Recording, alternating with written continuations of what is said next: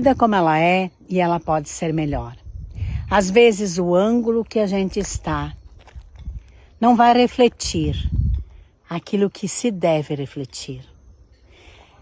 Procure estar no ângulo que você possa desfrutar da vitória, da nitidez, da coragem e também da esperança que Cristo nos oferece.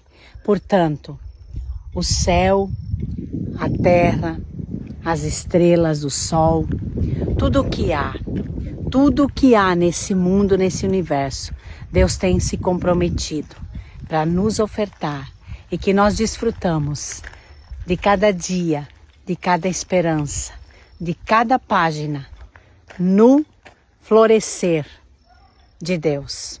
Deus te abençoe, Deus te guarde e te proteja e que o céu